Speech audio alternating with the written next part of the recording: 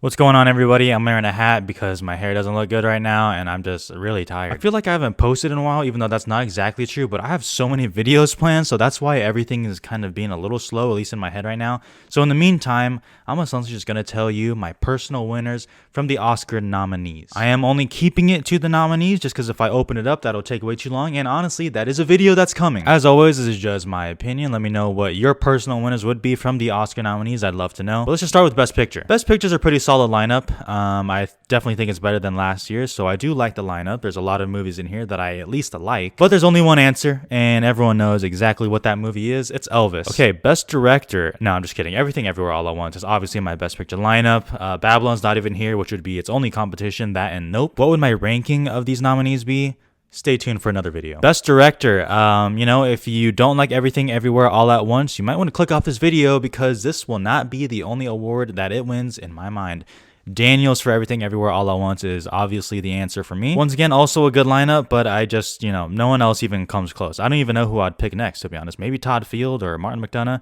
I don't know. And it doesn't even matter. Best Actor, another somewhat interesting lineup. I am very scared of how this award is going to go in, February. It is definitely a three-way race between Butler, Farrell, and Fraser, but for me, it is Brendan Fraser for The Whale. I don't love The Whale like that, and I don't hate The Whale like that. I was actually pretty mixed on it when I saw it at TIFF, but I did lean slightly positive because of the performance, specifically from Brendan Fraser, who I do think is amazing. So I voted for him in my critics groups, and I'm voting for him now. He would be my Oscar winner out of these nominees. Best Actress. Man, we could have had such a good lineup, and instead, here we are. I did see To Leslie. I just watched it like a few days ago, at least of when I'm recording. Andrea Riseborough is very good. She's very good. I think the movie is like, okay, I didn't really care for her that much, but I think she is very good. I will say, I feel like I see performances like that all the time that come every year that, no one even thinks of for an Oscar push.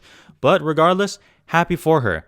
Honestly, out of these nominees, Andrea Riseborough would be my third choice because I don't like the Ana de Armas performance. I'm so sorry. I love her, but it's okay. I didn't care for it. And Michelle Williams for The Fabelmans, not for me at all. My personal winner would be between Cate Blanchett and Michelle Yeoh, and it is Michelle Yeoh, Everything Everywhere All at Once. The only person who could have played that role. Legitimately, the only person that could have played that role. She would be my personal winner out of these nominees. Cate Blanchett. Fire though. Best Supporting Actor, Everything Everywhere Sweep. Ke Huy Quan would absolutely be my personal winner. I think Barry Keoghan and Brian Tyree Henry are absolutely amazing. They would be in my personal top 5. But as a winner, come on. It has to be Ke Huy Quan, and it is for me. And hopefully this goes all the way through. Best Supporting Actress. Pretty solid lineup, I can't lie, even though some of them wouldn't be in my personal lineup. It's between Carrie Condon and Stephanie Hsu for me. And I'm going to go with Stephanie Hsu. I'm giving Everything Everywhere, pretty much everything. And I believe it too. Like, if you're giving me these nominees, what would I vote for? That's what I'm voting for. I'm so sorry if that's boring, but Stephanie Hsu gets my pick. Best Adapted Screenplay. This is not even close. Women Talking wins. Like, it's done. Like, for me, Women Talking Screenplay is so far ahead of everything else nominated there. No disrespect, but Women Talking gets that easily. Original Screenplay. This is another Everything Everywhere sweep. I do really love the Banshee screenplay. I do. And that's actually closer than I'm giving off, I know I said it kind of quick that I'd pick Everything Everywhere. It's really close between them, and I wouldn't be upset. But, like, goddamn, like, the Everything Everywhere script, like, the dialogue, the scenes, they just stick with me more. So I'm rocking with that. Banshees would be great, though. Best Cinematography, just not a great lineup. I don't like looking at this, and it's not even because individually they're awful, but like especially compared to last year's cinematography lineup. Oh, that was beautiful. And then this one here is just shit. What would I pick here? I actually don't really know. That's a lie. I actually do know. I'm going to pick Bardo. And that kind of surprises me because Bardo is actually my least favorite movie out of the nominees here. If I liked Bardo more, cinematography wouldn't even be a question for me. Like, I would say Bardo has the best cinematography. And, at some point you do have to separate it. And these are just my personal winners anyway. If there was another runner-up that was really close that I just loved, then I would go for it. But even though I do not like Bardo, the cinematography is undeniable. I would vote for Bardo. Documentary feature. I still have some catching up to do on this one, but from the ones I've seen, this is Navalny. It's legitimately a thriller.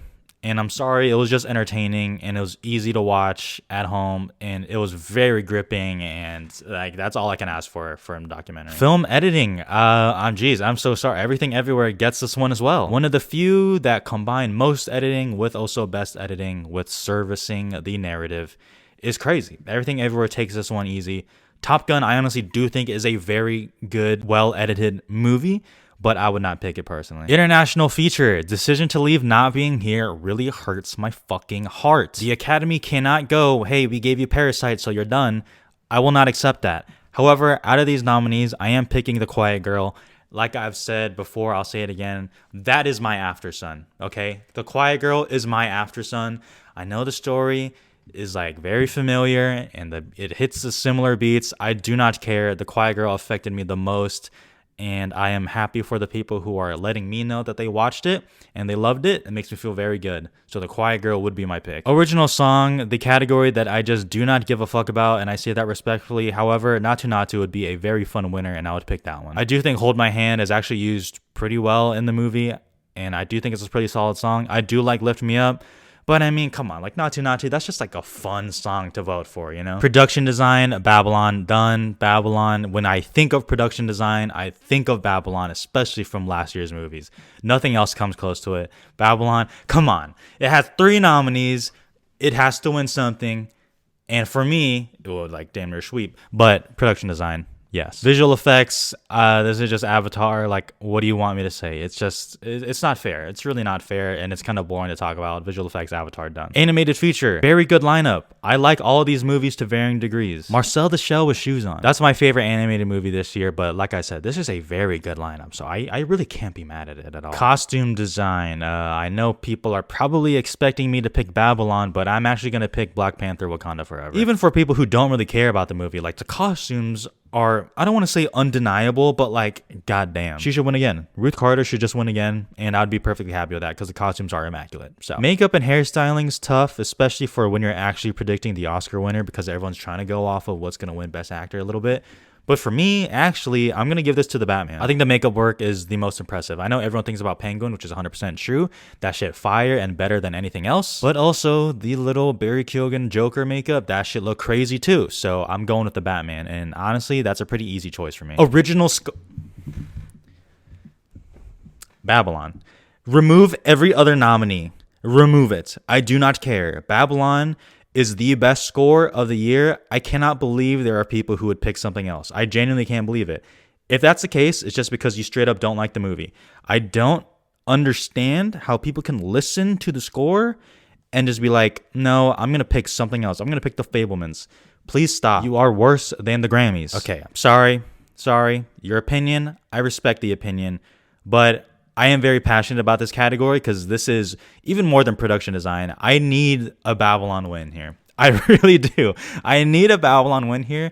But regardless, this is just my personal winners. Obviously, this is Babylon, which to me is one of the best scores I've heard in my entire life. And best sound, I don't understand the order that I'm going in, but here we are. Good nominees, you know, I don't need Elvis there, but good nominees. I am gonna go with Top Gun Maverick. I'm gonna go with Top Gun Maverick. I rewatched it like a while ago with my friends, and like, goddamn, it just fucking rips. Like, I'm sorry, it just fucking rips. I know it's such a dad movie, but I fucking love Top Gun. I really do. I really genuinely love the movie. So I think the sound work here is amazing. It wouldn't be like my personal winner out of everything I saw, but out of the nominees, I would give it the win. And that's it. I ripped through those categories. I am fucking quick. Like I said earlier, let me know what your personal winners would be. And please stay tuned because I have a lot of videos planned, like I said. So you definitely don't want to miss out. I'm going to listen to the Babylon score right now. I don't give a fuck.